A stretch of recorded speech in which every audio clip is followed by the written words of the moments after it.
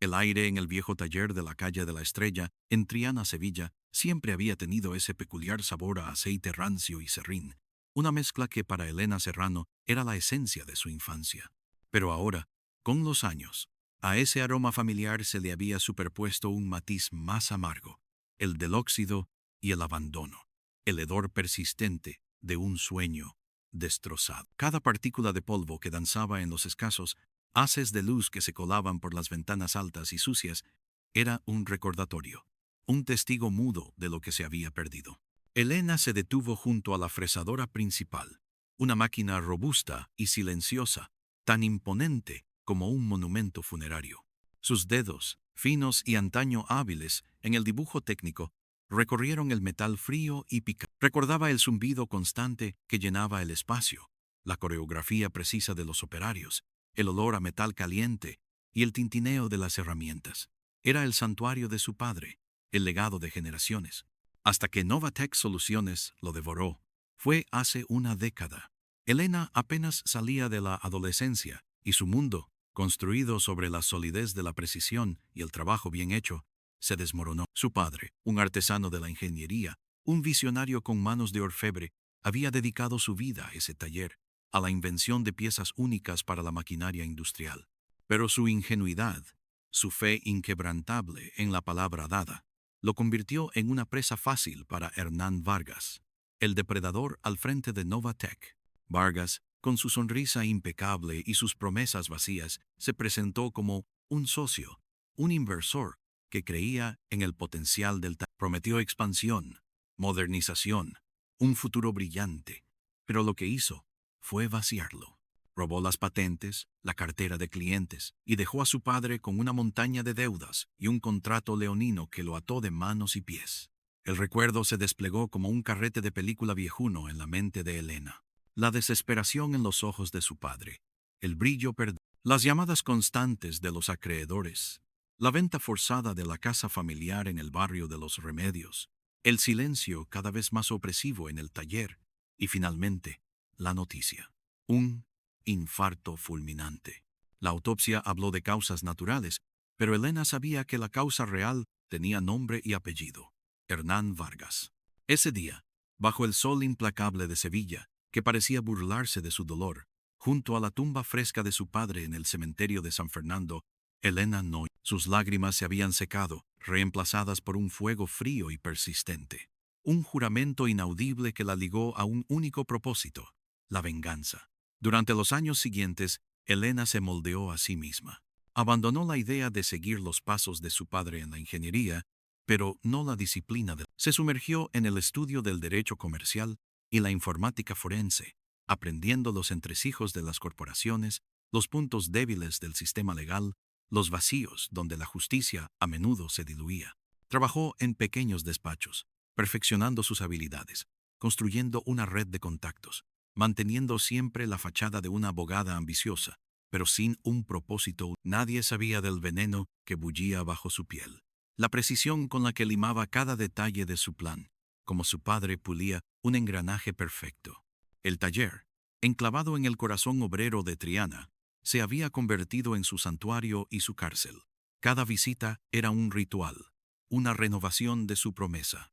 Los vecinos, gente sencilla que había conocido a su padre, la saludaban con una mezcla de pena y respeto. El señor Manuel, de la tienda de comestibles de la esquina, a veces le dejaba una jarra de porgazpacho por en la puerta, un gesto silencioso de apoyo que Elena apreciaba en su soledad autoimpuesta.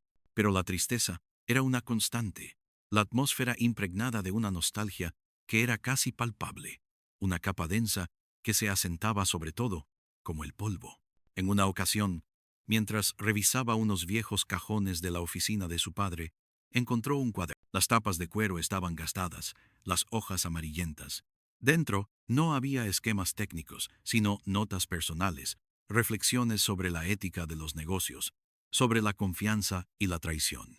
Y en la última página escrita, con una letra temblorosa que Elena recordaba vívidamente, su padre había garabateado una frase: la avaricia es el cáncer que consume el alma de los hombres. Esa frase se grabó a fuego en la memoria de Elena, un epítome de la traición sufrida y una justificación moral para su cruzada. El plan forjado en la fría soledad de su apartamento alquilado en el barrio sevillano de Nervión, con la brisa del Guadalquivir colándose por la ventana y el murmullo lejano de las conversaciones en los bares de tapas, era intrincado y peligroso. No se trataba solo de destruir a Hernán Vargas, sino de desmantelar Novatec Soluciones, pieza por pieza, como habían desmantelado el sueño de su padre. La primera fase requería información, una vasta red de datos que solo los iniciados podrían proporcionar. Sabía que Vargas había construido su imperio sobre cimientos inestables, sobre arenas movedizas de dudosa legalidad y tratos opacos. Solo necesitaba encontrar las grietas. La reputación de Novatec, impoluta en la superficie, era una fachada cuidadosamente construida. Pero Elena había aprendido que incluso las paredes más sólidas tienen sus puntos débiles. Abandonó el taller esa tarde, el sol de Sevilla tiñendo el cielo de naranja y púrpura, arrojando largas sombras que parecían extenderse hacia el horizonte, como las garras de un recuerdo. Cerró la pesada puerta de madera, el chirrido metálico resonando en el silencio. El sonido era final, pero para Elena era el preludio de una tormenta que llevaba años gestándose. Su destino la esperaba en Madrid, la ciudad donde se tejían los hilos del poder, donde Novatec Soluciones alzaba su torre de cristal, un faro de falsa prosperidad en el Paseo de la Castellana. La decisión de trasladarse a Madrid no fue ligera. Significaba dejar atrás la familiaridad de Sevilla, el aroma de los azahares en primavera, el cante flamenco que se filtraba por las calles estrechas. Pero Madrid era el corazón de su enemigo, el tablero de ajedrez donde se jugaría la partida final.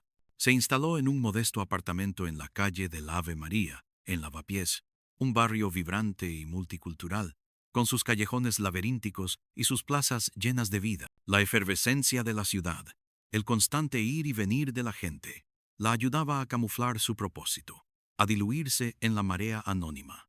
Desde allí, empezó a trazar las primeras líneas de su estrategia. Su primera tarea era encontrar a alguien que conociera los puntos débiles de Novatec desde dentro. Alguien que, como ella, guardara rencor, o al menos un desprecio ético, por la corporación. Un informante, un disidente. Las herramientas que había adquirido en su formación le permitían rastrear huellas digitales con una precisión casi quirúrgica. Se centró en antiguos empleados de Novatec, que habían sido despedidos de forma sumaria o que habían renunciado abruptamente en los últimos años. Las redes sociales, los foros profesionales, los registros públicos. Cada pieza de información era un hilo en su tela. Su objetivo inicial se materializó en el nombre de Ricardo López, un ex ingeniero de sistemas de Novatec, despedido hace 3 años bajo circunstancias poco claras.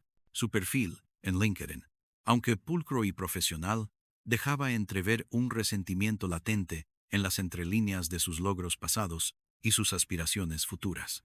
Elena recordó las palabras de su padre sobre la avaricia. Ricardo López parecía ser otra víctima. El primer encuentro con Ricardo tuvo lugar en una pequeña cafetería en la Glorieta de Embajadores, a unos pasos de su apartamento en Lavapiés. Elena se sentó a una mesa en la esquina, observando a la gente pasar, mezclándose con el bullicio de la vida madrileña. El aroma a café recién molido y el murmullo de las conversaciones llenaban el aire. Cuando Ricardo entró, Elena lo reconoció al instante por la foto de su... Era un hombre de mediana edad, con el pelo ralo y una mirada cansada, la misma mirada que Elena había visto en los ojos de su padre. Elena se presentó como una abogada que investigaba prácticas empresariales cuestionables en el sector tecnológico, sin mencionar directamente a Novatec al principio. Ricardo, cauteloso, se mantuvo a la defensiva. Había aprendido por las malas que hablar demasiado podía ser peligroso. Pero Elena era paciente. Desplegó su estrategia con la delicadeza de una tejedora de seda. Mencionó un caso similar al suyo, en el que una empresa había despojado a un pequeño taller de sus patentes. Observó cómo la mandíbula de Ricardo se tensaba. Un punto sensible. Sé que es difícil confiar, Ricardo, dijo Elena. Su voz suave pero firme, sus ojos fijos en los suyos. Pero la injusticia tiene un patrón, y los que la perpetran rara vez actúan solos. Ricardo, la mención de patentes y de injusticia había golpeado una fibra sensible. Finalmente, con un suspiro, comenzó a hablar. Su relato era una cascada de detalles técnicos y burocráticos sobre la ingeniería inversa que Novatec había practicado con los diseños de pequeñas empresas, la manipulación de contratos, el acoso a competidores más débiles. Habló de un sistema de archivos encriptados, de un servidor secundario oculto, de una red de proveedores fantasmas. Cada palabra de Ricardo era un ladrillo que reforzaba el muro de la convicción de Elena. Fui despedido porque me negué a falsificar unos informes, confesó Ricardo, la vergüenza y la rabia luchando en su rostro. No querían que nadie supiera que estaban usando componentes de baja calidad para abaratar costes en un contrato gubernamental millonario. Y se aprovecharon de mi vulnerabilidad, de mi familia, para forzar mi silencio. Elena escuchó con atención. Tomando notas, la voz de Ricardo era un hilo conductor que la conectaba con el dolor de su padre. No era solo la avaricia, sino la vileza, la deshumanización. Cuando terminó, Elena le ofreció una propuesta clara, su ayuda legal para limpiar su nombre y una oportunidad para exponer la verdad sobre Novatec. Ricardo, con la promesa de justicia flotando en el aire, aceptó. Se convirtió en su primer aliado, el eslabón vital que la conectaría con el laberinto interno de Novatec. La calle del Ave María se transformó en su centro de operaciones. El apartamento, antes un simple refugio, se llenó de pantallas, cables y el constante tecleo de ordenadores. Ricardo le proporcionó mapas de la estructura interna de Novatec, nombres de ejecutivos corruptos, pistas sobre dónde podrían esconderse los archivos más incriminatorios. Le habló de un antiguo servidor de pruebas, abandonado en un subsuelo, que contenía copias de seguridad de años pasados, incluyendo datos que Vargas creía eliminados. Pero Elena sabía que la información no era suficiente. Necesitaba a alguien que pudiera navegar por las profundidades de la red, que pudiera romper cifrados y evadir los firewalls más sofisticados. Necesitaba a Sofía Ruiz, alias. Sofía era una leyenda en los círculos de la ciberseguridad, una hacker ética, o al menos lo era la mayor parte del tiempo, con una reputación formidable. Elena la había rastreado a través de foros especializados y referencias veladas. El encuentro tuvo lugar en un parque poco concurrido cerca de la glorieta de Atocha, con la majestuosa estación de tren de fondo, su arquitectura de hierro y cristal contrastando con la discreción de las hojas secas, crujían bajo sus pies mientras caminaban por los senderos. Sofía era joven, no más de 25, con el pelo teñido de un vibrante azul eléctrico y una mirada sagaz que no se perdía un detalle.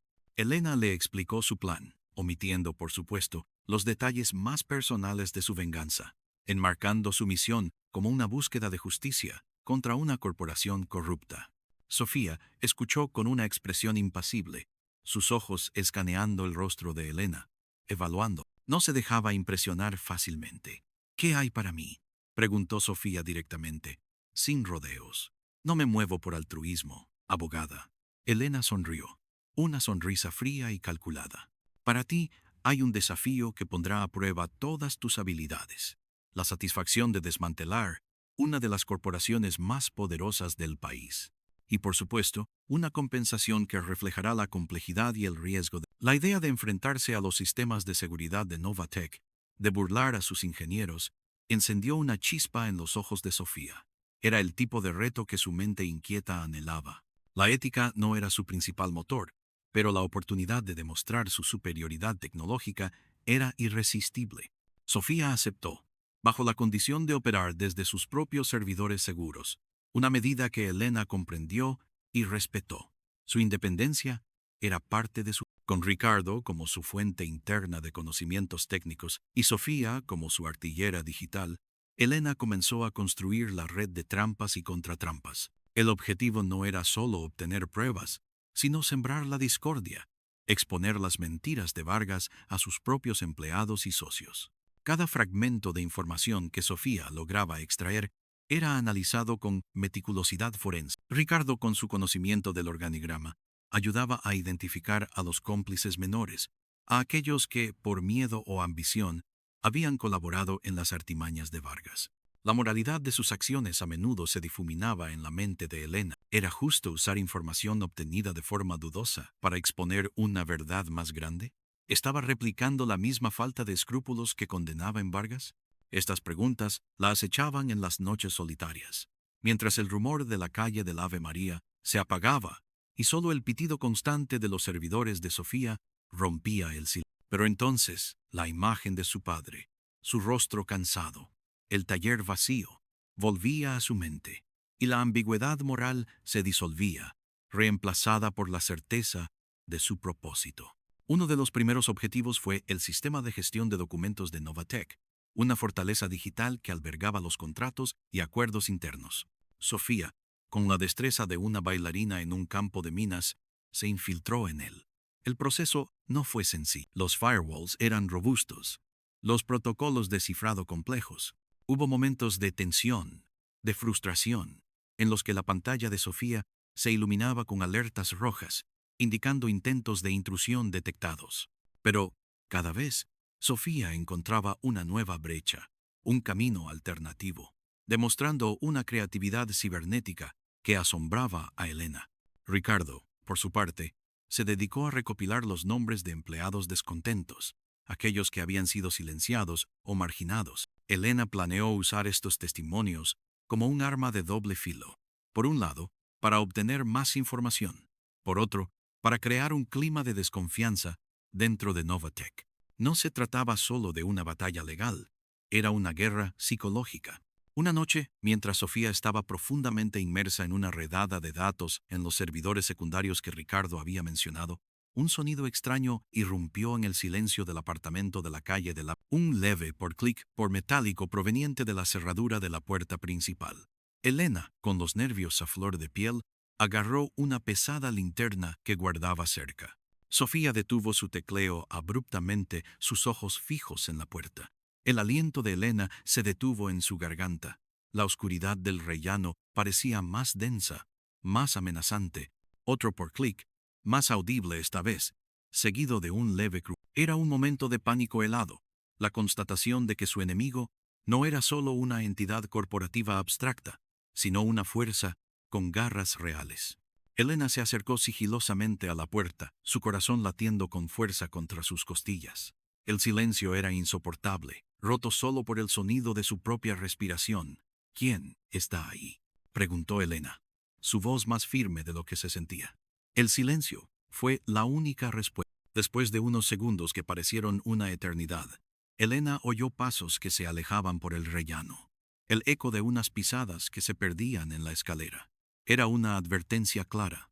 Sabían que estaba investigando, o al menos sospechaban. La fachada de discreción se había resquebrajado. «Están cerca», murmuró Sofía, su voz baja, casi inaudible. «Nos están vigilando». Ese incidente reforzó la determinación de Elena. No era el momento de acobardarse, sino de acelerar Redoblaron los esfuerzos.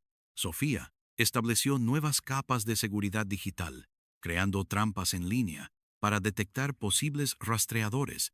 Ricardo, por su parte, amplió su red de informantes, buscando cualquier señal de actividad inusual dentro de Novatec, cualquier indicio de contramedidas. La tensión en el apartamento de Lavapiés era palpable. Las noches se volvieron más largas, el café más amargo. El olor a pizza recalentada y a sudor frío se mezclaba con el aroma a circuitos y Elena dormía a ráfagas, su mente en constante movimiento, revisando cada detalle, anticipando cada posible movimiento del enemigo. Recordó una frase de su padre: «En la ingeniería, el fallo no es una opción, es una oportunidad para aprender y mejorar». Ella aplicaría esa misma filosofía a su venganza. La información clave llegó a través de una filtración masiva de documentos internos de... Sofía había logrado acceder a un servidor de respaldo no documentado, un verdadero cubo de basura digital que contenía archivos eliminados, correos electrónicos comprometedores y, lo más importante, los registros de transacciones financieras opacas. Entre ellos, encontró evidencia irrefutable de la manipulación de los contratos de patentes de pequeñas empresas, el uso de shell companies para desviar fondos y, lo que más le impactó, una serie de correos electrónicos entre Hernán Vargas y un alto funcionario del Ministerio de Industria. Los correos electrónicos revelaban un esquema de sobornos y favores, una red de corrupción que iba mucho más allá de... No era solo Vargas, sino un entramado de poder que se extendía hasta las esferas del gobierno. La escala de la conspiración era mucho mayor de lo que Elena había imaginado. Su enemigo no era un lobo solitario, sino parte de una manada. Esa noche, el silencio en el apartamento era aún más denso que antes. La verdad se había revelado, cruda y brutal. El plan de venganza personal de Elena se había transformado en algo más grande, más complejo, más peligroso. La ambigüedad moral, que a veces la asaltaba, se intensificó. Estaba dispuesta a derribar todo un sistema, a exponer una red de corrupción que podría destruir a mucha gente, incluyendo inocentes colaterales, en su búsqueda de justicia para su padre. El peso de esa revelación era abrumador. ¿Qué hacemos ahora?, preguntó Sofía, su voz reflejando una mezcla de asombro y preocupación. La magnitud de la revelación había silenciado incluso su habitual bravucón. Elena miró las pantallas, que mostraban gráficos complejos de transacciones y organigramas de la corrupción. La imagen de su padre volvió a su mente, pero esta vez, no solo el dolor, sino también la dignidad, la integridad con la que siempre había vivido. Esa integridad era lo que Vargas había pisoteado. Y no solo la de su padre, sino la de muchos otros. Exponemos a todos, dijo Elena, su voz baja pero llena de una renovada determinación. No solo a Vargas, a todo el sistema. Mi padre siempre dijo que la verdad, por muy oculta que esté, siempre encuentra un camino para salir a la luz. Y nosotros seremos ese camino. La decisión estaba tomada. Ya no era solo una venganza, era una cruzada por la justicia, pero el camino sería aún más traicionero. Los tentáculos de Vargas llegaban lejos, y la verdad, aunque liberadora, podía ser letal. El siguiente paso, con esta nueva y peligrosa información, requería un cambio de estrategia. Ya no se trataba solo de recopilar pruebas en secreto, sino de presentarlas de una manera que no pudiera ser ignorada ni silenciada. El objetivo ahora era el Palacio de Justicia, en la calle Génova, Madrid, un símbolo imponente de la ley, donde Elena esperaba que la justicia, finalmente, pudiera prevalecer. Elena decidió que la mejor manera de asegurar que la información no fuera barrida bajo la alfombra era contactar a un periodista de investigación, alguien con la suficiente reputación e influencia para publicar la historia y con la valentía de enfrentarse a los poderosos. Fue entonces cuando pensó en Marco Alonso, ex periodista estrella de un importante diario nacional. Había sido despedido años atrás por negarse a retractarse de una historia controvertida que exponía la corrupción en el sector bancario. Desde entonces, trabajaba como freelance, publicando sus investigaciones en blogs independientes y revistas de nicho, siempre al filo de la navaja, siempre buscando la verdad. Su reputación era de incorruptibilidad, pero también de una cierta amargura, un cinismo ante un sistema que, a menudo, protegía a los poderosos. Elena le envió un correo electrónico cifrado, usando una cuenta anónima, con una pequeña muestra de las pruebas que tenían, solo lo suficiente para picar su curiosidad, para demostrar que no era un engaño. La respuesta de Marco llegó en menos de 24 horas. Un mensaje conciso solicitando una reunión, pero en un lugar de su elección. El punto de encuentro fue el Parque del Retiro, en Madrid. Marco eligió un banco escondido entre los árboles centenarios, cerca del estanque, donde el rumor de los remos y el murmullo de las conversaciones se mezclaban con el canto de los pájaros. Elena llegó primero, sentándose con la espalda recta, observando a la gente pasar, disfrutando del contraste entre la placidez del parque y la tempestad que se gestaba en su. Marco apareció puntual, un hombre de unos 50 años, con el pelo canoso y desordenado, y una mirada inquisitiva que no se le escapaba un detalle. Llevaba una gabardina gastada, a pesar de que el día no era especialmente frío. Tras un breve saludo, Elena fue directa. Tengo pruebas de una red de corrupción que implica a Novatech Soluciones, su CEO, Hernán Vargas, y a altos funcionarios del gobierno, dijo Elena, entregándole un pendrive cifrado con una selección de los documentos más explosivos. Necesito que lo investigue y lo publique. Con su nombre. Marco insertó el pendrive en una pequeña laptop que llevaba en su mochila. Sus dedos ágiles, acostumbrados a leyó los documentos, su rostro inexpresivo, pero Elena notó un brillo en sus ojos, la chispa de un cazador que ha olido a su presa. Las pruebas que Elena le había proporcionado eran irrefutables. Transferencias bancarias, a cuentas offshore, correos electrónicos con instrucciones precisas para la manipulación de licitaciones, informes técnicos alterados. Esto es dinamita, abogada, dijo Marco finalmente. Su voz baja, casi un susurro. Esto podría volarle la cabeza a más de uno. Lo sé, respondió Elena. Por eso necesito a alguien como usted. Alguien que no tenga miedo. Marco dudó por un momento. La ambición de un gran reportaje era fuerte, pero también conocía los peligros de enfrentarse a un poder tan arraigado. Esto no es solo una historia, es una guerra, y una guerra tiene bajas. Lo sé mejor que nadie, replicó Elena, sus ojos oscuros por el recuerdo. Mi padre fue una de esas bajas. La avaricia de Vargas lo destruyó, y no fue el único. La historia de Elena, el dolor y la determinación en sus ojos, resonaron con Marco. Él también había sido herido por el sistema, marginado por su búsqueda de la verdad. Vio en Elena no solo una fuente, sino una aliada, una persona que compartía su indignación. ¿De acuerdo?, dijo Marco. Pero si lo hago a mi manera. Necesito acceso total a todo lo que tengas. Y necesito garantías de que no me estás usando para una vendetta personal sin base. La ética periodística es mi única brújula. Elena asintió. Tendrá acceso a todo. Y le aseguro que mi base es la búsqueda de justicia, no solo la venganza. Pero entienda que para mí, ambas están intrínsecamente ligadas. El acuerdo estaba sellado.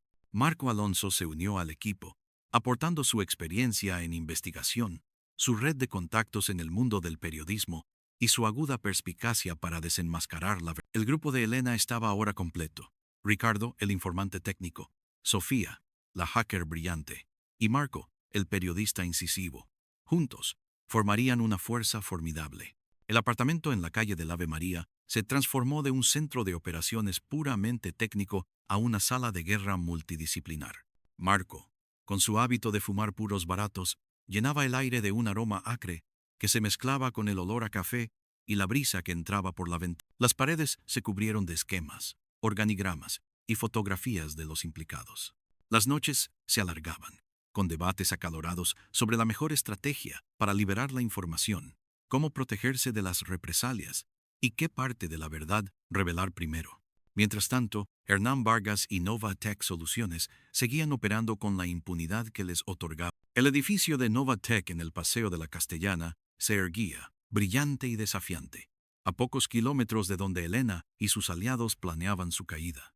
Vargas, ajeno a la tormenta que se avecinaba, continuaba sus reuniones con políticos y empresarios en elegantes restaurantes del barrio de Salamanca, con la seguridad de que su imperio era inexpugnable. Elena, sin embargo, sabía que la tranquilidad de Vargas era una ilusión. Había sembrado las semillas de la duda, pequeñas filtraciones controladas, rumores sutiles, detalles precisos que solo un informante interno podría conocer, comenzaron a circular en los círculos cercanos a Novatech. El objetivo era crear paranoia, hacer que los aliados de Vargas empezaran a dudar, a sospechar unos de otros. La venganza de Elena no sería un golpe rápido, sino una disección lenta y dolorosa. Un día, Ricardo recibió una llamada anónima. Un antiguo colega de Novatech, asustado por los rumores y las misteriosas filtraciones, le ofreció un acceso limitado a los archivos del servidor principal de Novatech a cambio de su anonimato y una garantía de seguridad. Era una oportunidad única. El servidor principal contenía la información más reciente, las operaciones en curso, la evidencia de los contratos más actuales. Sofía se preparó para la intrusión con una combinación de emoción y cautela. La seguridad del servidor principal era de otro nivel. Cualquier error podría significar la detección instantánea, el fin de la operación. Trabajaron durante una noche entera, con Elena y Marco observando en silencio, la tensión llenando el pequeño apartamento. El tecleo de Sofía era una sinfonía, sus dedos volando sobre el teclado, su mente procesando algoritmos a una velocidad asombrosa. El aire se volvió eléctrico con la concentración. Cuando Sofía finalmente anunció, con una voz exhausta pero triunfante, que había conseguido un acceso completo, un suspiro de alivio colectivo llenó la habitación. Habían conseguido lo impensable. Las pruebas estaban ahora en sus documentos sobre las presiones de Vargas para obtener el contrato de un nuevo proyecto de infraestructuras energéticas, el proyecto Aurora, un plan que implicaba la deforestación de una vasta extensión de un parque natural en el sur de España, y que estaba a punto de ser aprobado por el Ministerio de Medio Ambiente. Las implicaciones eran enormes, no solo económicas, sino también medioambientales y sociales. Este descubrimiento añadió otra capa de complejidad a la moralidad de... No era solo un asunto de justicia personal o empresarial. Ahora se trataba de un daño mayor, un impacto irreversible en el medio ambiente y en la vida de comunidades enteras. La venganza se transformó en una responsabilidad. Marco, con su olfato de periodista, comprendió el poder de esta nueva información. El proyecto Aurora era un escándalo en potencia, con ramificaciones políticas que harían temblar los cimientos del gobierno. Decidió que la mejor estrategia era publicar la historia en dos fases. Primero, las irregularidades financieras y los sobornos de Novatek para desacreditar a Vargas y su empresa. Luego, el proyecto Aurora para exponer la magnitud de la corrupción y la complicidad gubernamental. La publicación de la primera parte del reportaje de Marco Alonso sacudió los cimientos de Novatek Solución. El titular: La sombra de la corrupción sobre Novatek, una red de sobornos y patentes robadas, apareció en varios medios digitales y blogs de investigación. El eco fue inmediato. Las acciones de Novatek cayeron en picado. La prensa, ávida de escándalos, comenzó a investigar por su cuenta. Los reguladores financieros anunciaron una investigación. El edificio corporativo de Novatek en el Paseo de la Castellana, que antes era un símbolo de poder inexpugnable, se convirtió en un nido de víboras. La paranoia se apoderó de los ejecutivos. Las reuniones a puerta cerrada se multiplicaron. Hernán Vargas, hasta entonces intocable, se vio acorralado. Negó todas las acusaciones, tachando el reportaje de campaña de desprestigio y noticias falsas, pero las pruebas que Marco había publicado eran demasiado detalladas, demasiado específicas. Elena observaba todo desde la distancia. El apartamento de Lavapiés convertido en un centro de control desde el que seguían el desarrollo de los acontecimientos. La satisfacción era palpable, un sabor agridulce. Era la primera etapa de su venganza, el primer golpe, pero sabía que la verdadera batalla aún no había comenzado. Vargas era un animal herido, y los animales heridos son los más peligrosos. Mientras la tormenta mediática rugía, Elena y su equipo se preparaban para la siguiente fase, la batalla legal. El objetivo era llevar a Vargas y a sus cómplices ante los tribunales, no solo por la corrupción, sino por la injusticia cometida contra su padre y tantas otras víctimas. El Palacio de Justicia, un edificio imponente de piedra en la calle Génova, parecía una fortaleza inexpugnable. Elena sabía que ganar un caso contra una corporación tan poderosa, con los hilos que Vargas tenía en el sistema judicial, sería una tarea titánica. Necesitaría no solo pruebas irrefutables, sino una estrategia legal impecable. Su primer paso fue contactar a un abogado honesto y experimentado, alguien que tuviera la valentía de llevar un caso tan delicado. Encontró a Clara Beltrán, una fiscal adjunta que había luchado incansablemente contra la corrupción, a menudo con pocas víctimas. Clara, una mujer de principios inquebrantables y una inteligencia aguda, revisó las pruebas de Elena con asombro. La magnitud de la conspiración la dejó sin aliento. «Esto es enorme, Elena», dijo Clara durante su primera reunión en una discreta sala de un restaurante cercano al Palacio de Justicia, donde el murmullo de las conversaciones y el tintineo de los cubiertos servían de telón de fondo. «Si lo sacamos a la luz, caerán muchas cabezas, incluidas las que están en lo más». «Ese es el objetivo», respondió Elena, su mirada firme. «Mi padre fue destruido por esta gente, y no es el único. La justicia debe prevalecer». Clara aceptó el caso, impulsada por su propia sed de justicia, pero le advirtió a Elena sobre los peligros. Vargas no se quedará de brazos cruzados. Hará todo lo posible por desacreditarnos, por enterrar la verdad, y tiene recursos ilimitados. Las advertencias de Clara no hicieron sino reforzar la determinación de Elena. Estaba preparada para la batalla. Presentaron la demanda, utilizando el informe de Marco Alonso como base, y adjuntando las pruebas clave de las transacciones y los correos electrónicos. La noticia de la demanda contra Novatek y Hernán Vargas se extendió como la pólvora, añadiendo más leña al fuego mediático. Mientras tanto, en Novatek, Hernán Vargas estaba furioso. La demanda, sumada al escándalo mediático, amenazaba con destruir todo lo que había. Convocó una reunión de emergencia con sus abogados y sus colaboradores más cercanos. El ambiente en la sala de juntas del Paseo de la Castellana era tenso, cargado de miedo y resentimiento. «Encuentren a quien esté detrás de esto», gruñó Vargas, golpeando la mesa con el puño. «Aplástenlo. No dejaré que un par de traidores y una abogada resentida destruyan mi reputación y mi empresa». Sus abogados le advirtieron sobre la solidez de las pruebas pero Vargas, un hombre acostumbrado a salirse con la suya, se negó a ceder. Ordenó a su equipo de seguridad que intensificara la vigilancia sobre Elena y su equipo, que buscara cualquier trapo sucio que pudiera usar para desacreditarlos. La guerra abierta había comenzado. Elena y su equipo no eran ajenos a las contramedidas de Vargas. Sofía había detectado intentos de intrusión en sus sistemas, así como un aumento en el monitoreo de sus comunicaciones. Ricardo, a través de sus contactos en Novatec, recibió información de que Vargas estaba intentando comprar el silencio de algunos de los testigos clave, incluso amenazando a sus familias. La situación se volvió más peligrosa. El apartamento de Lavapiés ya no era un lugar seguro. Elena decidió que era hora de cambiar de ubicación, de adoptar medidas de seguridad más extremas. Recordó el viejo taller de su padre en Triana. Aunque estaba lejos y abandonado, era un lugar que Vargas no esperaría, un refugio improvisado donde podrían operar con una relativa seguridad. El traslado a Sevilla fue rápido y discreto. La logística fue complicada, transportando equipos y documentos sensibles sin levantar sospechas. El viejo taller, con sus telarañas y su olor a óxido, se convirtió de nuevo en el centro de operaciones de Elena. Pero esta vez no era un lugar de nostalgia y pena, sino un bunk. La oscuridad del taller, antes un recordatorio de la pérdida, ahora era una aliada. Las gruesas paredes de ladrillo y la ausencia de ventanas a ras de suelo proporcionaban una discreción que el apartamento de Lavapiés no podía ofrecer.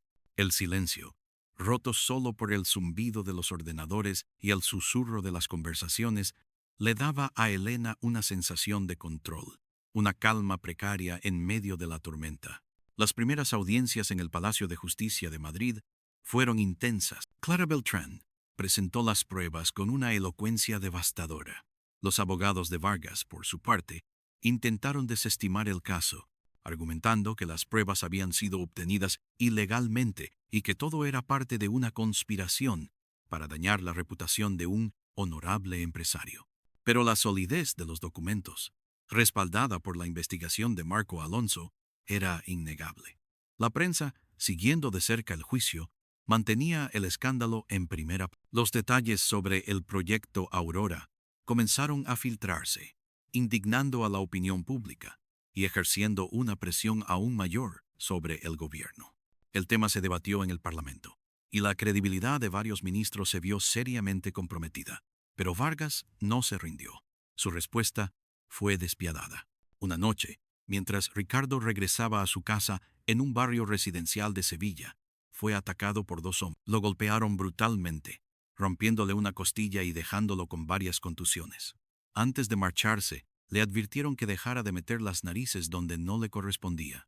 Fue un mensaje claro, una amenaza directa a la vida de sus aliados. Ricardo, malherido pero furioso, se negó a retractarse. La agresión, lejos de intimidarlo, lo llenó de una nueva determinación. «No pueden callarnos», dijo a Elena, su voz ronca por el dolor, pero sus ojos ardiendo con una llama de desafío. No después de esto. La agresión a Ricardo confirmó los peores temores de Elena. Vargas era un adversario sin escrúpulos, dispuesto a usar la violencia. La ambigüedad moral volvió a acechar a Elena. ¿Estaba llevando a sus aliados a un peligro inaceptable? ¿Estaba su sed de venganza nublando su juicio? Marco Alonso, furioso por el ataque a Ricardo, decidió publicar un reportaje sobre las tácticas de intimidación de Novatec, añadiendo más leña al fuego. El público, ya indignado por la corrupción, se volvió aún más hostil a Vargas.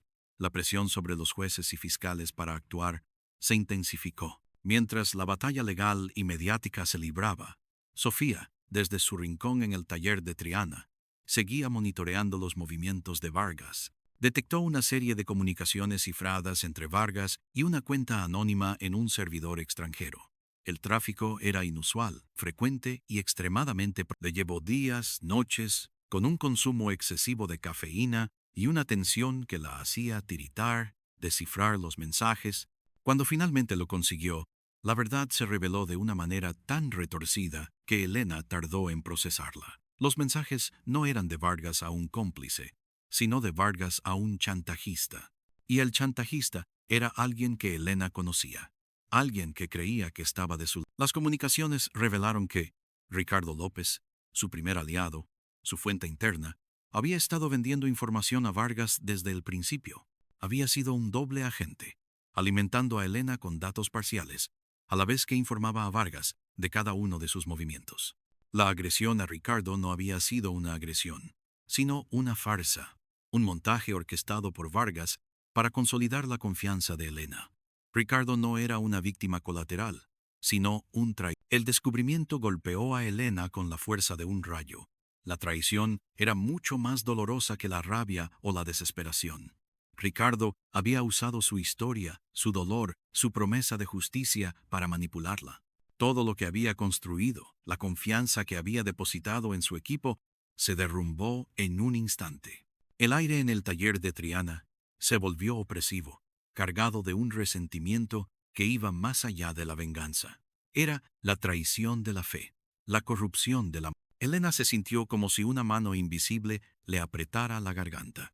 La decepción era un veneno que se extendía por sus venas. Miró las fotos de su padre en la pared, su rostro honesto y sonriente, y se preguntó si él también había sido traicionado de una manera similar, si su ingenuidad había sido explotada. La furia crecía en su interior. Un volcán a punto de erupción. No puede ser, murmuró Marco, que había escuchado la revelación de Sofía con incredulidad.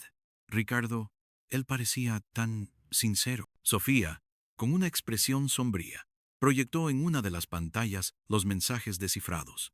Las pruebas eran irrefutables. Ricardo había proporcionado detalles sobre los movimientos de Elena, sobre la ubicación de sus bases de operaciones, sobre la identidad de Marco y Sofía. Había sido un espía al servicio de Vargas, un topo en el corazón de su equipo. La traición de Ricardo añadió una capa de complejidad a la moralidad de Elena que iba más allá de lo... Había confiado en él, había compartido su dolor, y él había usado esa vulnerabilidad para su propio beneficio. La línea entre el bien y el mal se volvió aún más borrosa. ¿Cómo podía confiar en alguien si incluso aquellos que compartían su dolor podían ser corrompidos? Elena sintió una frialdad absoluta, una distancia de sí misma. Las noches sin dormir, los riesgos tomados, los peligros afrontados, todo había sido comprometido por la avaricia de una venganza, que había comenzado como una búsqueda de justicia por su padre, se había transformado en una lucha contra la traición en su forma más insidiosa. La revelación de la traición de Ricardo López hizo que Elena reevaluara todo. ¿Qué otros engaños se ocultaban bajo la superficie? La desconfianza se extendió como una plaga. ¿Podía seguir confiando en Sofía? ¿O en Marco? Se vio obligada a examinar a sus aliados con una lupa, buscando cualquier señal, cualquier fisura en su lealtad. Pero Sofía y Marco, por su parte, estaban tan conmocionados y heridos por la traición de Ricardo como ella. Su indignación era genuina. ¿Qué hacemos con él?, preguntó Marco con un tono de voz gélido, su mirada fija en los mensajes de Ricardo en la pantalla. No podemos dejar que siga campando a sus anchas. Elena respiró profundamente. El aire del taller de Triana, denso con el olor a óxido y polvo, llenando sus... La rabia era una corriente subterránea, pero debía mantener la cabeza fría. La venganza no podía permitirse el lujo de la impulsividad. Lo usaremos, dijo Elena, su voz baja y controlada, aunque por dentro sentía un huracán. Lo usaremos para nuestra ventaja. Si Vargas cree que tiene a Ricardo de su lado, podemos darle información que lo confunda, que lo lleve a cometer errores. Lo convertiremos en un arma contra sí mismo. La idea era maquiavélica, un reflejo de la oscuridad que ahora sentía crecer dentro de ella. Pero era efectiva. La ambigüedad moral ya no era una pregunta, sino una herramienta. Estaba dispuesta a usar cualquier medio, a pagar cualquier precio, para derribar a Vargas. Sofía, con su mente analítica, rápidamente elaboró un plan para alimentar a Ricardo con información falsa, mezclada con verdades a medias, para mantenerlo como un activo para Vargas, mientras que en realidad él se convertiría en un caballo de Troya.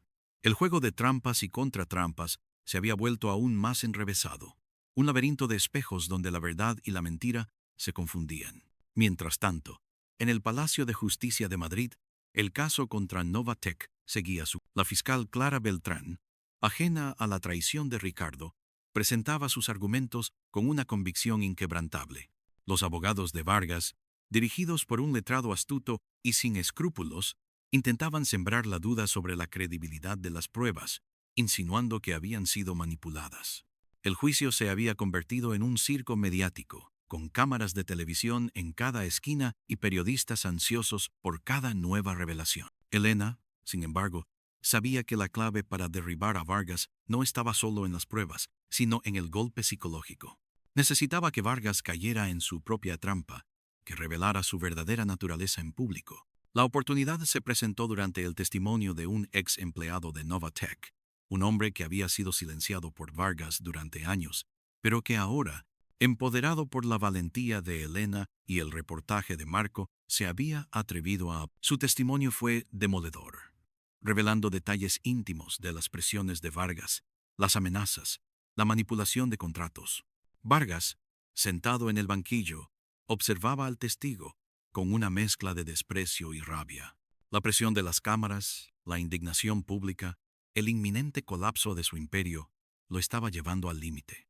Elena, sentada en la sala, observaba cada gesto, cada microexpresión de Vargas, como una cazadora paciente. Durante el contrainterrogatorio, el abogado de Vargas intentó desacreditar al testigo, insinuando que había sido sobornado por Elena. Fue entonces cuando Elena, siguiendo su plan, le dio a Ricardo la información que sabía que él transmitiría a Vargas, un detalle falso sobre un supuesto pago que Elena había hecho al testigo. El abogado de Vargas, confiando en la información de Ricardo, cayó en la se jactó en el tribunal, afirmando que tenía pruebas de que el testigo había sido sobornado por Elena. Pero la prueba que presentó era una factura falsa, una fabricación digital creada por Sofía, con detalles que no coincidían con los archivos bancarios reales. La fiscal Beltrán, alertada por Elena, desmanteló la acusación del abogado de Vargas con una facilidad sorprendente. Demostró que la factura era un montaje, que los datos no eran consistentes, y que todo era parte de una estrategia desesperada para difamar al testigo y a la acusación. El efecto fue devastador. La credibilidad de Vargas y sus abogados quedó por los suelos. El juez, con una expresión de disgusto, advirtió a la defensa sobre la presentación de pruebas falsas. Vargas, sintiéndose acorralado y traicionado por su propio informante, Ricardo, perdió los estribos. Se levantó bruscamente del banquillo y con el rostro rojo de ira comenzó a gritar: «Esto es una farsa, una conspiración. Ella es la culpable. Ella y sus cómplices». Su explosión fue un momento de caos en la sala del tribunal, un espectáculo que las cámaras captaron con avidez. La explosión de Vargas fue el punto de inflexión que Elena había buscado. Su comportamiento errático, su incapacidad para controlar su ira, reveló la verdadera naturaleza del hombre detrás de la impecable fachada corporativa. La imagen pública de Hernán Vargas, el empresario exitoso, se desmoronó por completo. El juez, visiblemente irritado por el exabrupto de Vargas, le impuso una multa y ordenó un receso. Pero el daño ya estaba hecho. La opinión pública se volvió aún más en contra. Los inversores comenzaron a retirar su dinero de Novatec a un ritmo acelerado. Los socios comerciales empezaron a romper sus contratos. El imperio de Vargas estaba implosionando. Elena observó la escena con una mezcla de satisfacción y vacío. Había logrado su objetivo. Había destruido a Vargas, no solo legalmente, sino moralmente, públicamente. Pero la victoria no sabía dulce. La traición de Ricardo, la oscuridad de las tácticas empleadas, el peso de la ambigüedad moral, todo se cernía sobre ella. ¿Era esto lo que quería? ¿Era esta la justicia por la que había sacrificado tanto? El juicio continuó durante varias semanas más, con nuevas pruebas de corrupción, sobornos y manipulación que salían a la luz. El proyecto Aurora fue suspendido. El ministro implicado dimitió en medio de un escándalo de proporciones épicas.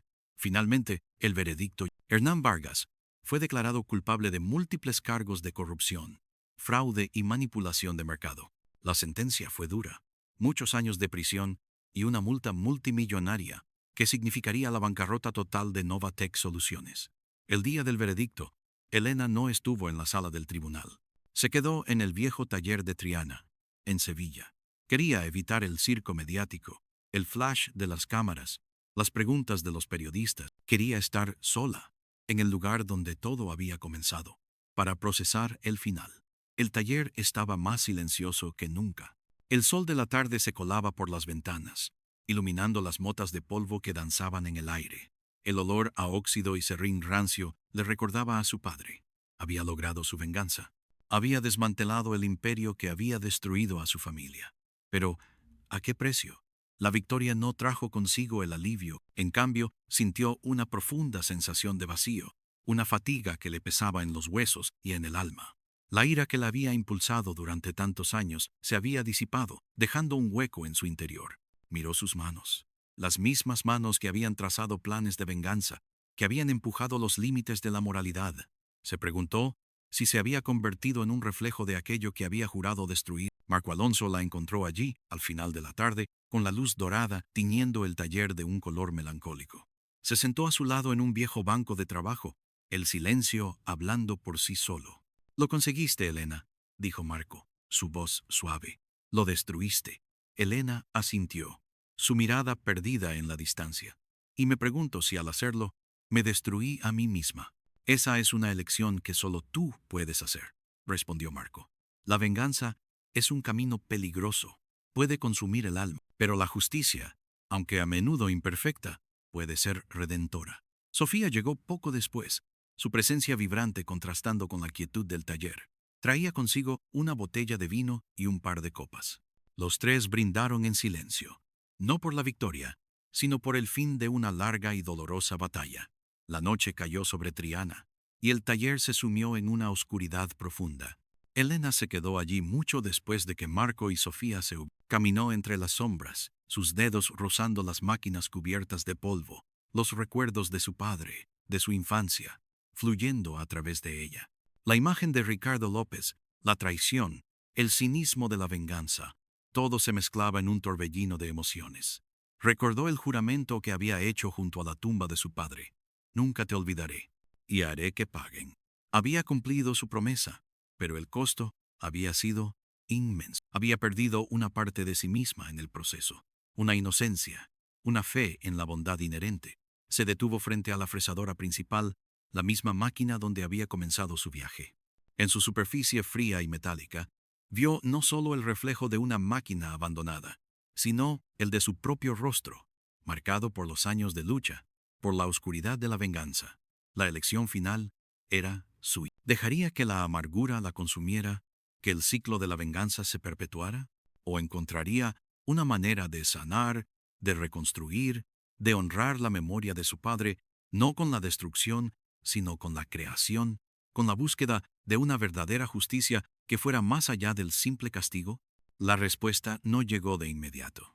La recuperación sería un proceso lento, doloroso, pero mientras se quedaba allí, en el corazón de lo que una vez fue su hogar y ahora era un campo de batalla, Elena sintió una pequeña, tenue chispa, una posibilidad, la posibilidad de que, a través de las ruinas de su pasado, pudiera surgir un nuevo futuro.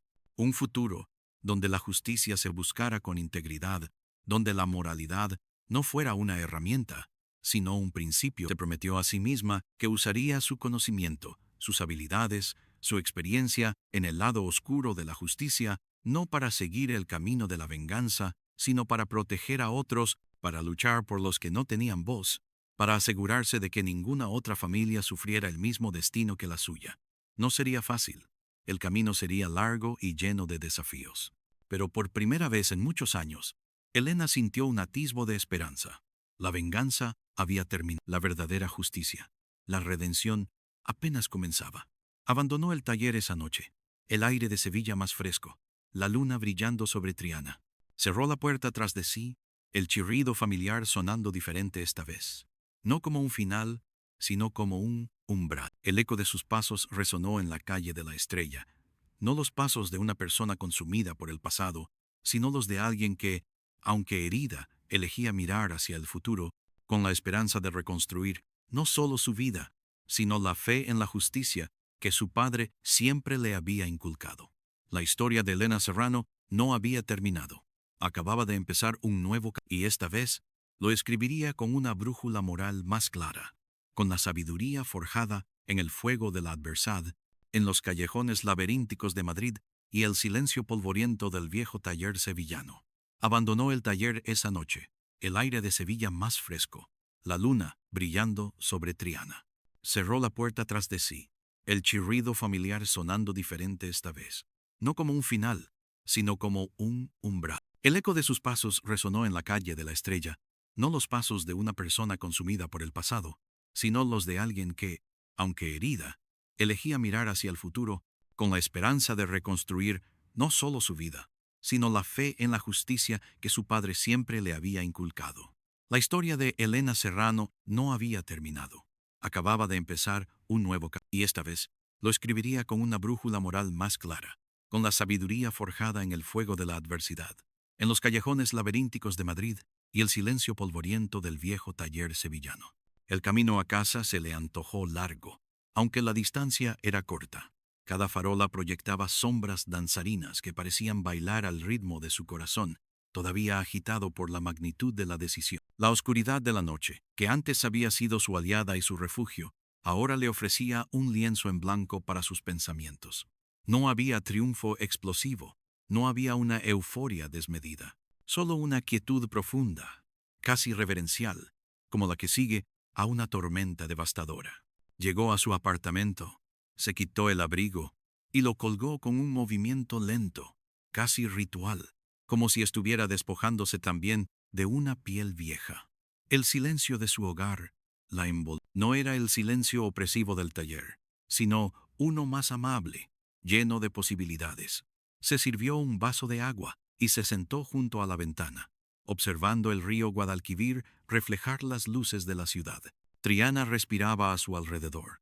Una ciudad que había sido testigo de su dolor, de su lucha, y ahora, quizá, de su renacimiento. Los días siguientes fueron un limbo de transición. Elena se encontró flotando en una rutina que, de pronto, carecía del pulso urgente que la había definido durante años. No había nuevas pistas que seguir, ni agendas ocultas que desentrañar, ni llamadas clandestinas que esperar en la madrugada. Se dedicó a limpiar su apartamento con una minuciosidad obsesiva, como si al despejar el polvo de los muebles, pudiera también limpiar los rincones más oscuros de su. Cada objeto fuera de lugar, cada mancha en el cristal, era un recordatorio de una negligencia que había permitido que la oscuridad se asentara. Tiró viejos periódicos con titulares sensacionalistas sobre Ricardo López y su imperio desmoronado. Archivó documentos que le recordaban las intrigas pasadas. Era un acto de purga, un intento consciente de crear espacio para lo nuevo, aunque aún no supiera exactamente qué forma tomaría. Marco y Sofía no tardaron en aparecer. La encontraron una tarde en su apartamento, sentada en el suelo, rodeada de cajas con recuerdos que no se atrevía a abrir. Había una mezcla de preocupación y alivio en sus rostros. Marco traía una pizza humeante, y Sofía una bolsa de golosinas, y una película que habían visto 1000 veces. No hablaron de la venganza, ni de lo que había pasado. No de inmediato. Se sentaron en el suelo, comieron en silencio, y por un momento, Elena se permitió sentir la calidez de la amistad, la normalidad de una vida que había dejado de lado. Más tarde, mientras el eco de la película llenaba el apartamento, Marco rompió el hielo. ¿Y ahora qué, Elena? Su voz era suave, sin presión, pero con una curiosidad subyacente. Sofía, que estaba acurrucada con una manta, asintió, esperando también una respuesta. Elena suspiró, el sonido de la duda mezclado con una naciente determinación. No lo sé, Marco. Sé lo que no quiero. No quiero más venganza. No quiero más oscuridad. Se giró para mirarlos, sus ojos cansados pero con un brillo renovado. Pero no sé cómo funciona la verdadera justicia. La mía hasta ahora era una fuerza bruta, destructiva. Necesito aprender a construir. Sofía se incorporó, su energía habitual empezando a emerger. Construir. Eso suena bien. Tienes el cerebro, tienes la experiencia, y nos tienes a nosotros. Su mano se posó en la de Elena, un gesto de apoyo incondicional. Marco, siempre más pragmático, asintió. Tu conocimiento del lado oscuro es tu mayor baza. Sabes cómo piensan, cómo operan. Eso es un arma poderosa si se usa para proteger, no para destruir. Reflexionó un momento. Pero es un camino distinto. La justicia legal es lenta, a menudo frustrante. Y la justicia social, bueno, esa es una batalla constante. La conversación se extendió hasta bien entrada la noche, no con la urgencia de planes operativos, sino con la reflexión de un futuro incierto. Hablaron de principios, de ética, de la línea difusa entre lo correcto y lo incorrecto, una línea que Elena había borrado tantas veces. Se dieron cuenta de que el taller, que había sido el epicentro de su venganza, ahora era solo un cascarón vacío. Decidieron que por el momento lo dejarían, un monumento silencioso a lo que había sido, mientras Elena descubría lo que sería. Las semanas que siguieron se convirtieron en un período de estudio y observación. Elena se sumergió en libros de derecho, en informes de organizaciones no gubernamentales, en documentales sobre injusticias sociales y casos de corrupción que habían quedado impunes.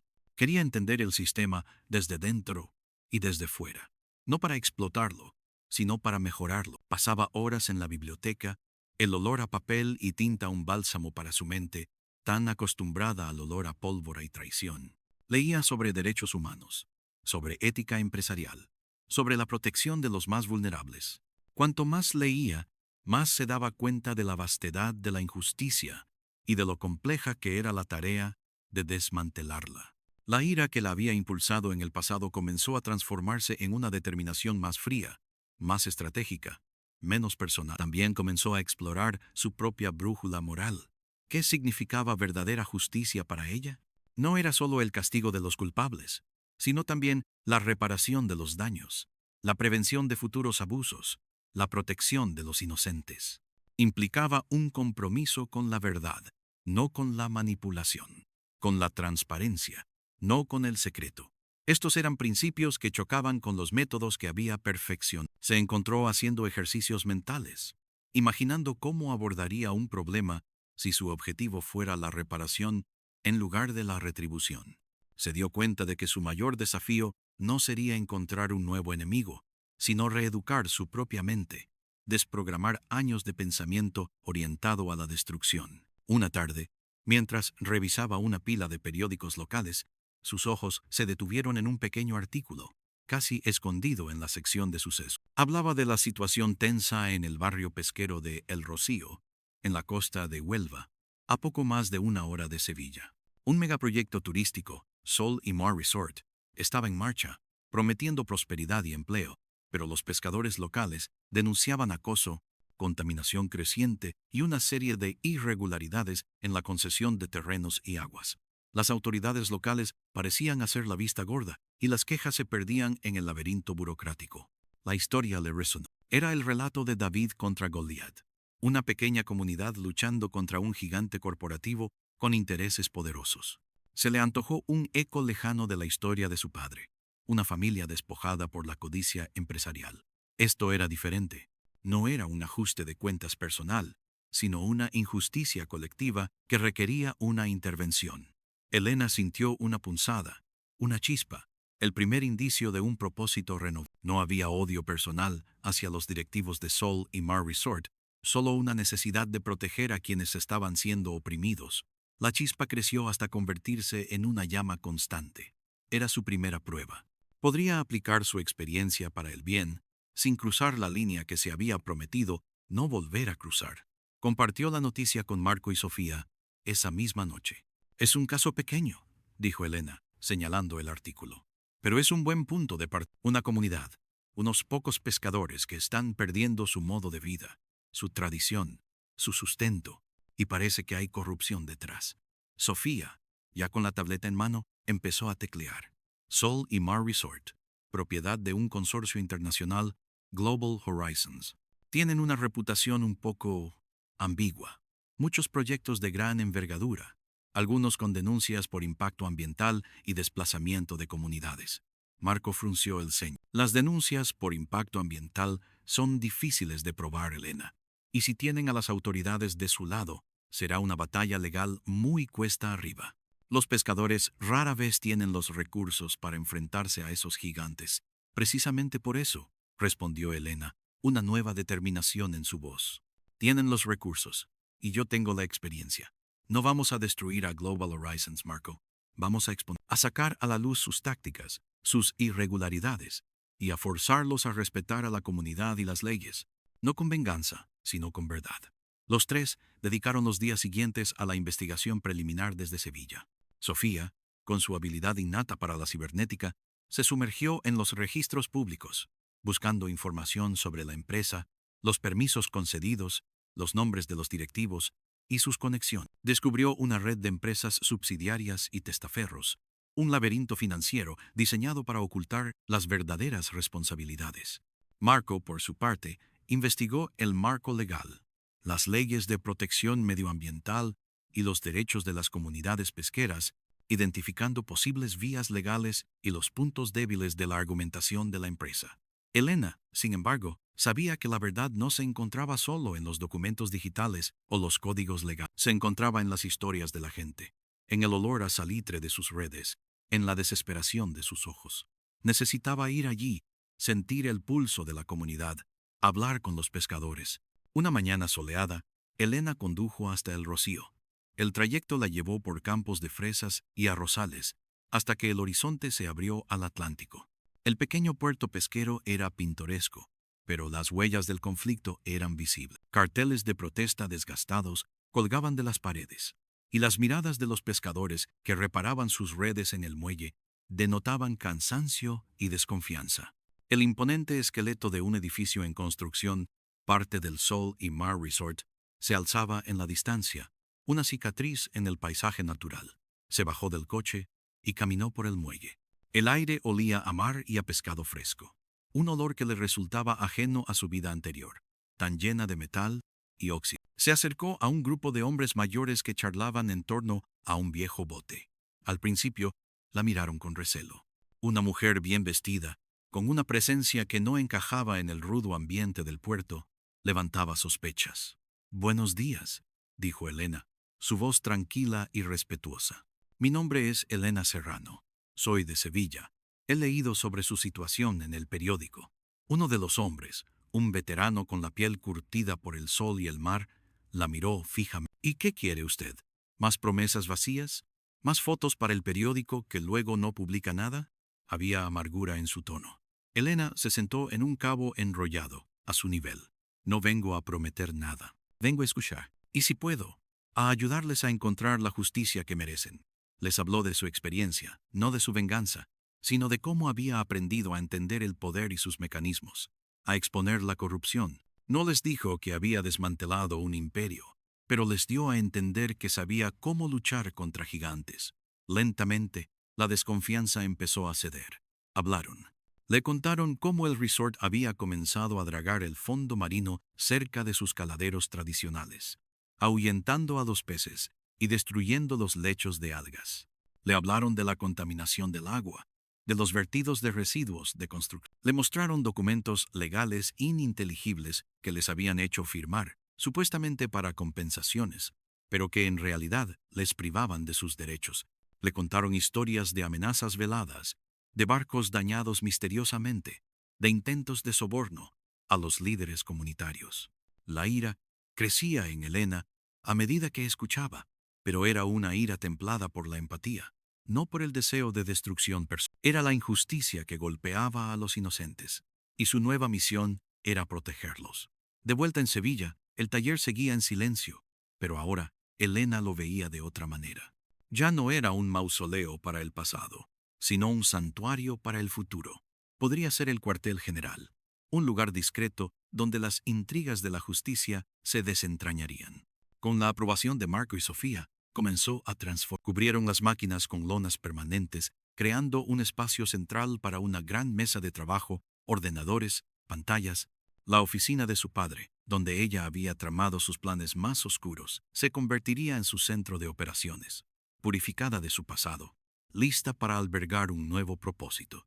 El olor a óxido y serrín rancio aún persistía, pero ahora se mezclaba con el aroma a café recién hecho y el zumbido de los servidores. El equipo se puso en marcha. Sofía, desde el nuevo laboratorio tecnológico del taller, se convirtió en el cerebro digital.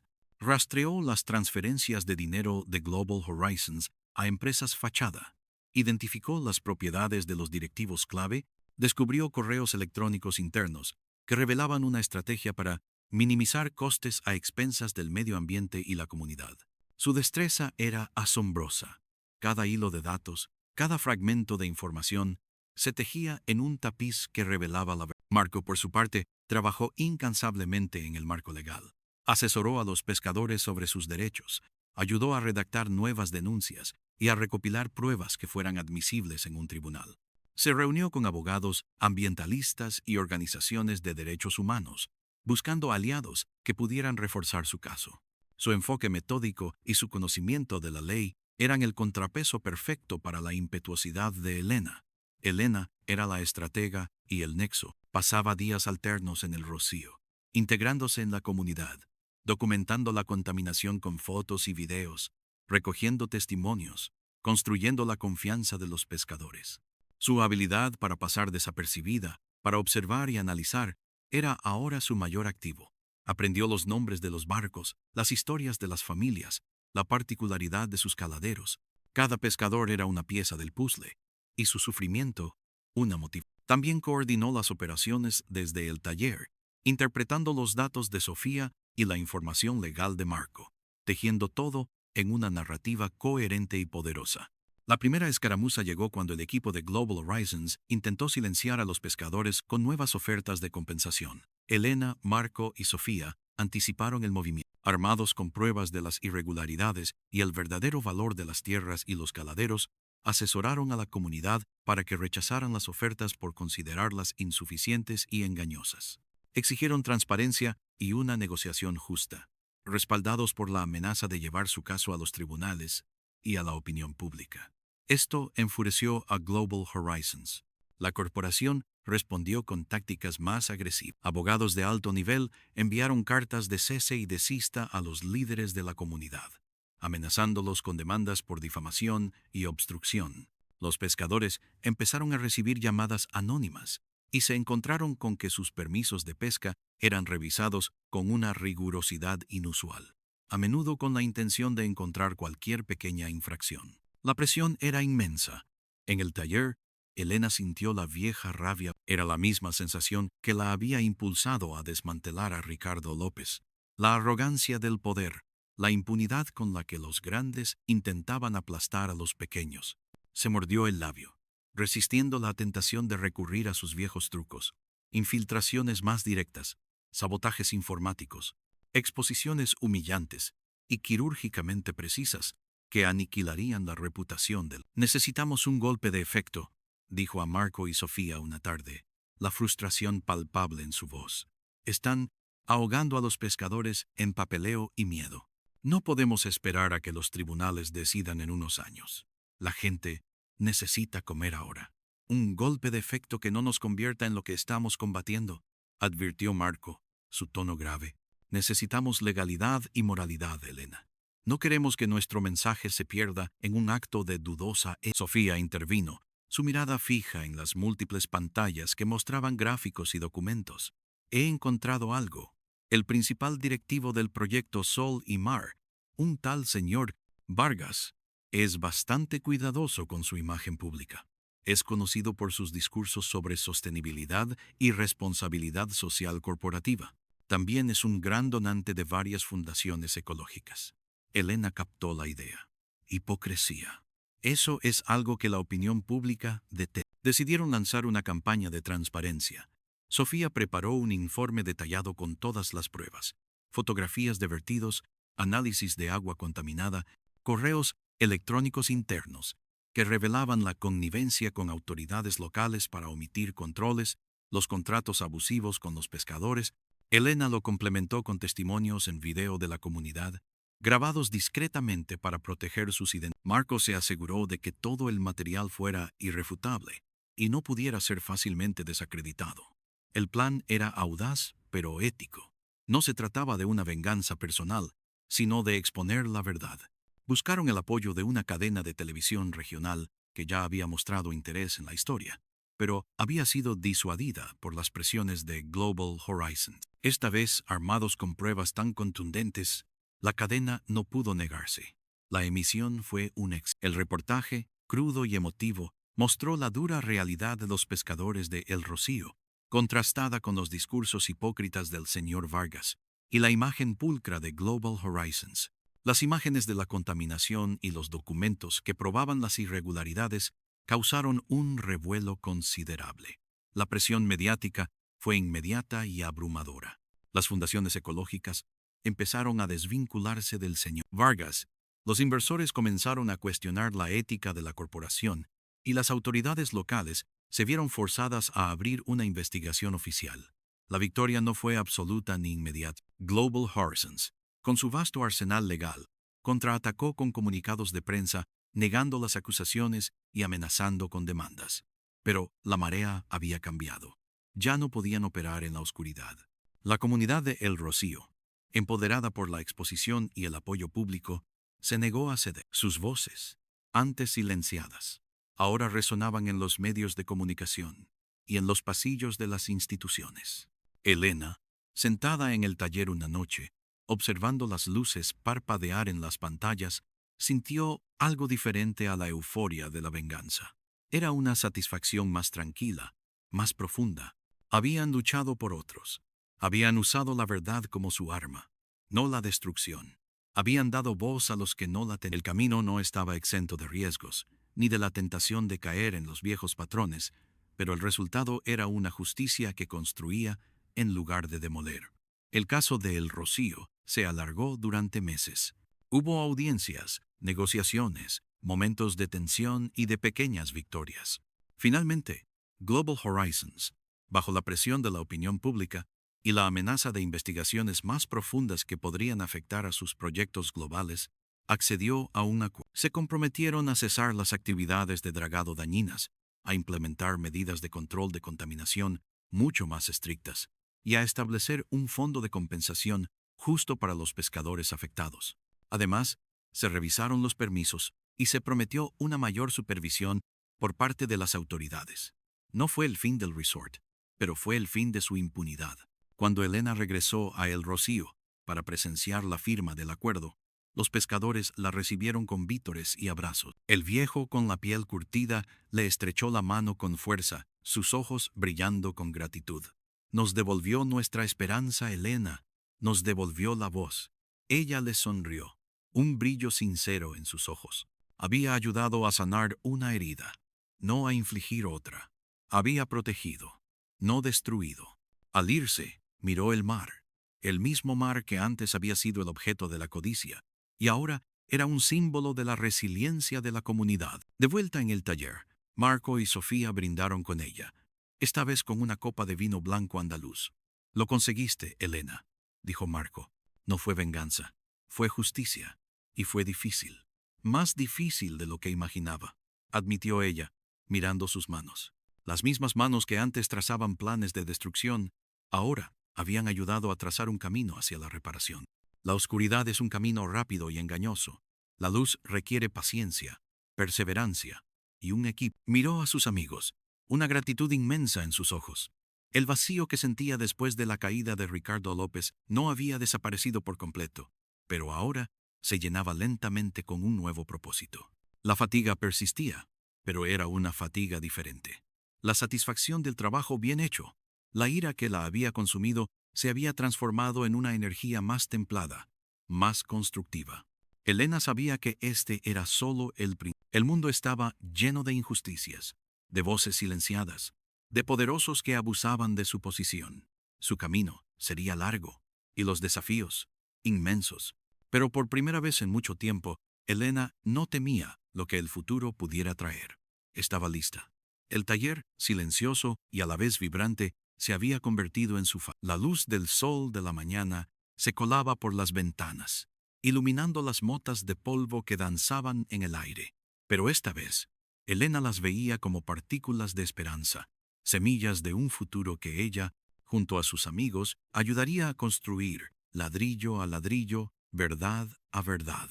La sombra de su padre seguía allí, pero ahora ya no era un peso, sino una inspiración, no con la venganza, sino con la justicia verdadera. Ella honraría su memoria, asegurándose de que ninguna otra familia sufriera en silencio el mismo destino. Había encontrado su lugar, no en las sombras, sino en la vanguardia de una batalla interminable por la equidad y la dignidad humana. Su historia no había terminado con la venganza. Apenas comenzaba, escrita con una tinta de determinación y un corazón